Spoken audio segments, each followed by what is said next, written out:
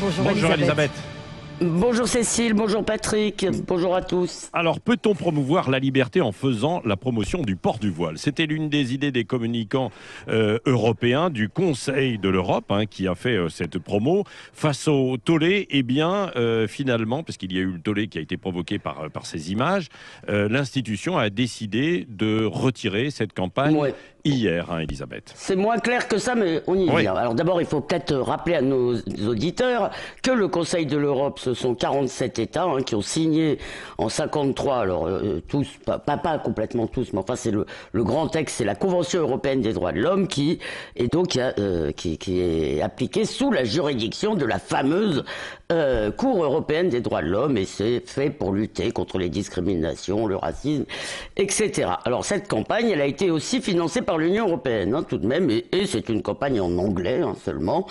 L'objectif, c'est de lutter contre les discours de haine anti-musulmans. Alors je ne me rappelle pas, moi, que le Conseil de l'Europe ait voulu lutter contre les discours de haine anti-français, anti-européens et anti-occidentaux tenus par des musulmans radicaux. Alors donc vous l'avez dit, le thème, c'est la liberté dans le hijab, ce qui fait un peu parfois penser à Orwell. Alors ce sont des vidéos pour les réseaux sociaux qui sont mises à disposition. Alors on voit de jolies jeunes femmes qui sont voilées, qui sont pas voilées, et puis on voit le voile apparaître sur leur visage. Alors les légendes, c'est mon foulard, mon choix, célébrer la diversité, respecter le voile.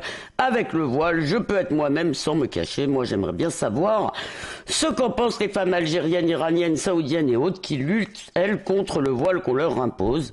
Alors, Éric Zemmour a parlé, par exemple, de djihad publicitaire financé par nos impôts, et il y a eu effectivement des protestations, même du gouvernement français. La ministre Sarah El Haïry a dit sur BFM, je crois, on ne prône pas le hijab comme élément d'identité, c'est contraire à toutes nos valeurs. Alors, le fil Twitter de discussion a été fermé, mais en cherchant sur le site du Conseil de l'Europe, vous trouvez encore les visuels, et le Conseil a dit que la campagne serait adaptée pour montrer que la liberté de choisir est synonyme de diversité. Alors oui, ce point de vue peut se comprendre, liberté de choisir. Mais pourquoi, selon vous, Elisabeth Lévy, cette campagne choque-t-elle autant ?